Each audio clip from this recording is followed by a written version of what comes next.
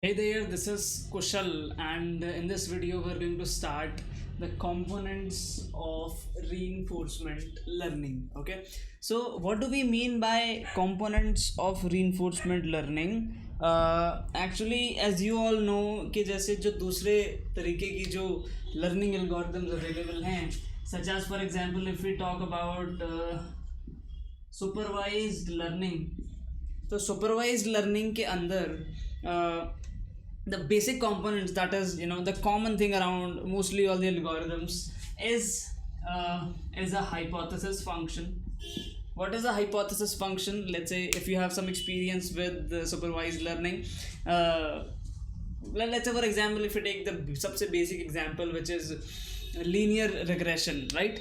So in linear regression, the equation of line is your hypothesis function. Why I'm taking example of linear regression? Because mostly whenever you guys hear about machine learning, you go to some online course, and like this is the point where they all start. Okay, so this is hypothesis function. You can relate it with the sigmoid function in logistic regression, or in support vector machines. Your hyperplanes become this hypothesis function.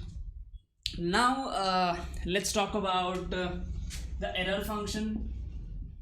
ठीक है, so in your supervised learning, error function is something which basically helps in optimizing the hypothesis function. Error is basically the difference between the output provided by hypothesis function and the actual output in the data set, right? तो हम लोग क्या करते हैं, error को minimise करते हैं. Error क्या होता है, मोस्टली आपके हाइपोथेसिस और एक्चुअल डेटा के बीच में डिफरेंस. मतलब there are different algorithms, but I just want to give you the basic idea कि इस तरीके का कुछ एरर फंक्शन होता है.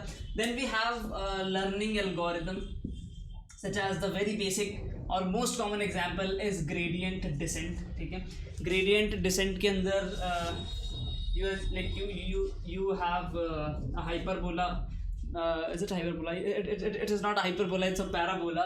And then you get a random point, you reduce it with gradients, and then you reach at the minimum position. So this is the basic idea about most of the supervised learning algorithms. I'm not talking about support vector machines, in that the training part is a bit different. And if you wish to learn support vector machine, you can check out playlist on my channel. I have uploaded almost all the mathematics of support vector machine. But yeah, so these are the basic components in supervised learning. So इसी तरीके से अगर हमें एक basic component या फिर एक pattern का पता लग जाए in reinforcement learning कि how things happen in reinforcement learning, what exactly are the key components in reinforcement learning, then it would be easier for us to formulate reinforcement learning problems. या फिर कोई real life situation अगर आपको मिली, उसमें अगर आपको कोई reinforcement learning को से उसको solve करना है, so if you know the basic skills, this is what you should work on. So you should, what I will recommend, start taking proper notes if you are seriously following these videos. Like if you are somebody who is not seriously following, or it is just time pass thing for you, like you won't be able to learn it properly, because when you don't document things, your mind doesn't remember it. So it's better to document things according to your feasibility. But yeah, so let's start with the key components. And whenever we talk about reinforcement learning, तो मैंने आपको बताया अभी तक कि we have to maximize the reward. मतलब किसी भी काम को अगर आपको मशीन को कोई काम करना सिखाना है, so you will have to give that machine a reward. तो सबसे पहले क्या काम करते हैं, हम मशीन को एक नाम देते हैं. सो इन reinforcement learning, whenever we will talk about our machine, मतलब जिस भी चीज़ के ऊपर हम ट्रेन कर रहे हैं, या जो भी चीज़ कल को जाके उस ट्रेनिंग से जो भी काम करने वाली है, उसको we call agent.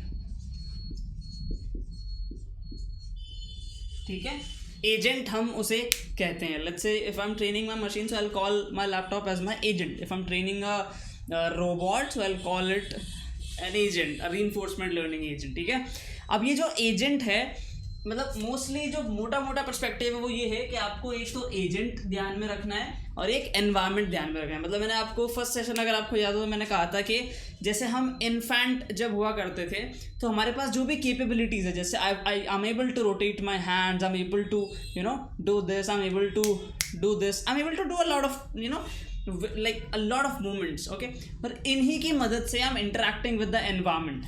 तो इसी तरीके से agent will interact with environment। wait,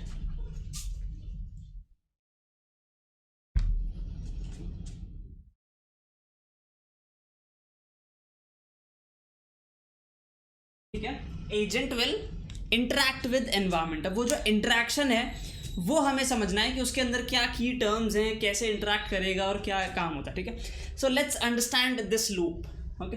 तो होगा क्या, environment could be anything. Let's say आपने एक रोबोट बनाया that has few wheels, let's say एक 3 व्हील रोबोट आपने बनाया, ठीक है। और ये एनवायरनमेंट में क्या है, कई जगह पानी भरा हुआ है, कई जगह आग लगी हुई है, ठीक है, इस तरीके की कुछ चीज़ें हैं। तो इसका इंटरेक्शन किस तरीके का होगा कि अगर ये पानी में जाता है तो इसकी प्रॉपर्टीज़ चेंज हो जाएगी, आग में जाता है तो इसकी फिजिकल प्रॉपर्टीज चेंज होगी। सो इस तरीके के कुछ फीडबैक्स हमें मिलेंगे। This is an environment, something which is giving us feedback, okay. तो इसी तरीके से एजेंट एनवायरनमेंट से इंटरैक्ट करेगा। Now let's go much into detail के एजेंट एनवायरनमेंट से किस तरीके से इंटरैक्ट करेगा। तो उसके लिए we need to take into account 2-3 more terms, और वो टर्म्स क्या हैं। सबसे पहली टर्म है एक्शंस। एक्शन क्या होते हैं, एक्शंस वो अगर हम नॉर्मली देखें तो actions are tasks done by agent, और जो भी आपने उसको कैपेबिलिटी दी है आपके रोबोट को, दोज आर एक्शंस। तो एक सेट ऑफ पॉसिबल टास्क्स होंगे जो आप कोड करेंगे अपने रोबोट के अंदर। लेट्स से एक, जैसे मैंने अभी एक 3 व्हील्ड रोबोट का नाम लिया था, तो इसके लिए क्या एक्शंस हो सकते हैं, या तो ये फॉरवर्ड जाए, बैकवर्ड जाए, अप जाए या डाउन जाए, या ब्रेक लगा ले, इस तरीके के कुछ एक्शन हो सकते हैं, राइट। तो ऐसे ही आप अलग अलग एजेंट के हिसाब से, अलग अलग यूज केस के हिसाब से अलग अलग एक्शंस देते हैं। Let's say you are trying to make a bot which does stock market training for you, तो उसके क्या एक्शंस होंगे, उसको स्टॉक खरीदना है या बेचना है या होल्ड करना है, या कुछ, मतलब it's up to you man how you are designing the thing. So actions are set of possible tasks.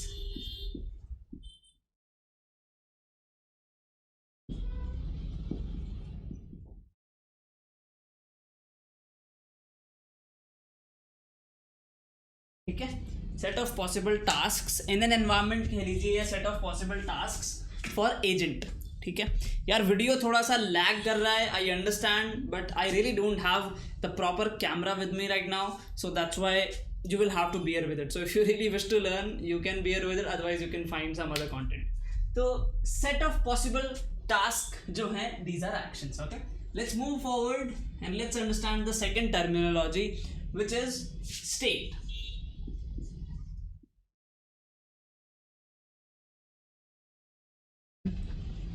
So second terminology, second term is state, ठीक है। In reinforcement learning, states क्या हैं, जैसे अभी मान लीजिए मैं वीडियो रिकॉर्ड कर रहा हूँ, right. So at this moment the state is, मेरा फैन ऑफ है, मैंने सब कुछ नॉइज़ वाली चीज़ें बंद करी हुई है, फ़ोन मेरा फ्लाइट मोड पे है, 2 स्क्रीन्स यहाँ लगी हुई है, माइक्रोफोन सेटअप है, माइक्रोफोन चालू है। तो ऐसे जो भी आपने एनवायरनमेंट जैसा भी डिज़ाइन किया है, उससे जो कुछ भी आउटपुट आ रहे हैं, जो कुछ भी इंफॉर्मेशन आ रही है करंट टाइम स्टेप पे, दैट इज स्टेट, ठीक है। तो अब अगर एक इन्फेंट के एग्जांपल से आप इसको रिलेट करें, तो जैसे अब मान लीजिए ना यार, मैं लेट्स से इन्फेंट भी छोड़िए, मेरी बात करते हैं। तो मान लीजिए ये बॉटल है, ओके, मेरे को बॉटल हाथ में रखनी है सबसे पहले, like that's my current state. अब मैंने एक्शन लिया, इसका ढक्कन मैंने खोल दिया। अब एक्शन क्या लिया, ढक्कन खोलने का, स्टेट चेंज हो गई, अब बॉटल का ढक्कन खुला है। तो आप समझ पा रहे हैं, एक्शन और स्टेट आपस में मिल के चलते हैं। तो एक्शन और स्टेट आपस में मिल के चलते हैं। When you take actions states get changed, और स्टेट चेंज होगी तो आपको दूसरे तरीके के एक्शंस लेने का माइंडसेट भी, यही तो डिसीजन मेकिंग हमें सिखानी है अपनी मशीन को कि कैसी स्टेट में कैसा एक्शन लेना है। ठीक है, अब ये जो मैंने लाइन बोली कैसी स्टेट में कैसा एक्शन लेना है, इससे एक वर्ड निकल के आता है, that is policy. Not the insurance policy but policy क्या है, मतलब आपको स्टेट समझ में आया, right? I don't have to write, let me just write it. Current scenario of environment, अगर हम करंट स्टेट की बात कर रहे हैं तो current scenario of environment, that is your state. Now let's talk about policy. तो अब क्या है कि हमें किस स्टेट पे कौन से एक्शन लेने हैं, यही तो दिमाग हमें अपनी मशीन को सिखाना है। समझ पा रहे हैं आप बात को? हमें हमारी मशीन को अल्टीमेटली ट्रेन इसी चीज़ के लिए करना है कि आपको कौन सी स्टेट में कौन से एक्शंस लेने हैं। और ये जो काम है, ये जो भी चीज़ आप सिखाएंगे, ये एक फंक्शन या फिर एक इक्वेशन में जाके फिट हो जाएगी। इस इक्वेशन को हम बोलते हैं पॉलिसी। ठीक है, पॉलिसी क्या होती है? एक ऐसा फॉर्मूला, जब भी मैं फंक्शन की बात करता हूँ ना यार, समझ जाए करो एक फॉर्मूला की बात कर रहा हूँ, या फिर कुछ इक्वेशन जिसमें आप कुछ इनपुट करेंगे कुछ आउटपुट आएगा। ठीक है, तो पॉलिसी इज अ फंक्शन जिसमें आप स्टेट इनपुट करेंगे, ठीक है, एंड यू विल गेट